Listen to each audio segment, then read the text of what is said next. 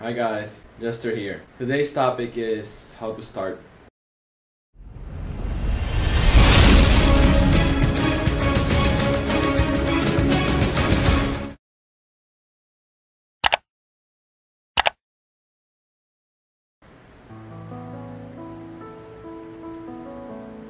Maraming mga tao, excited sila, lalo na pag join nila ng networking. Ang una nilang ginagawa is mag-invite. Invite nila lahat ng kakilala nila, kaibigan, kapamilya, kamag-anak, kapitbahay, ka-Facebook, ka-text, lahat ng K.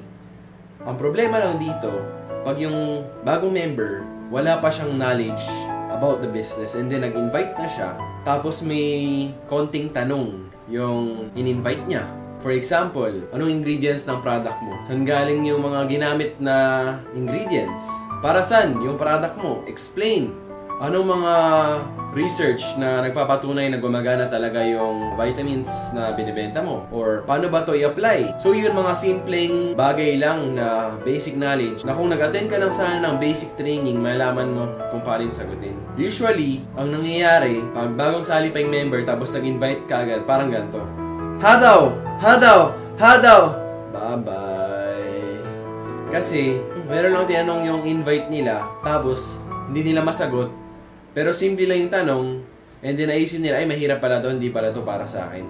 So ako, I highly recommend na kung bagong sali ka lang sa company nyo, you study the business for at least 1 week.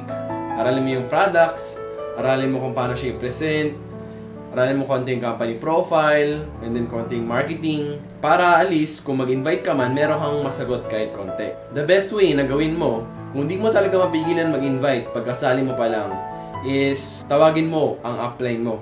Dahil siya ang advisor, siya na yung matagal sa business, so pag may tanong yung prospect mo, masasagot talaga ng upline mo. Napaka-importante rin na meron kang GLLA, lalo na pagsali mo sa networking. Ano ibig sabihin ng GLLA? GLLA stands for Good Listening and Learning Attitude.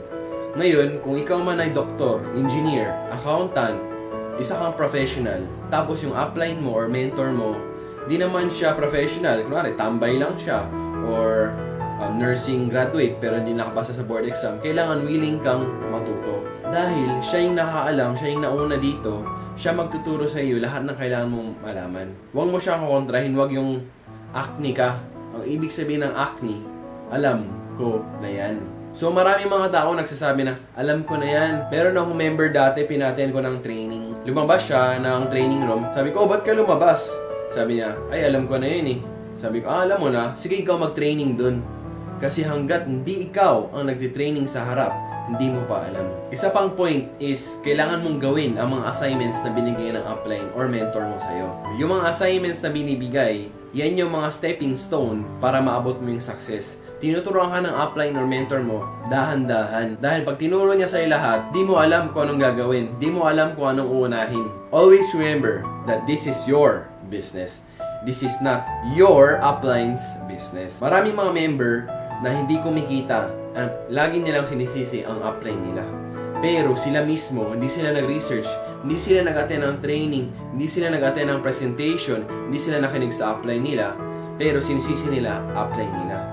And remember na the training will only work if you apply the training. Kung ano mang matutunan mo sa upline mo, siguraduhin mo na i-apply mo ito. At kung ano mang natanggap mo na product sa kit mo, kailangan ikaw mismo ginagamit mo ito.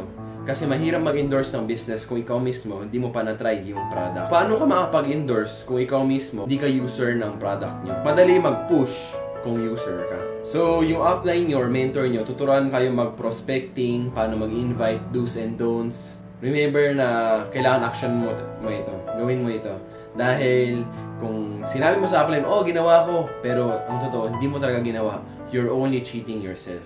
Pag bagong join ka pa lang, very basic lang ang kailangan mong gawin. Attend training, kinig sa upline, gawin ang assignment. Yun lang po, and next time ulit.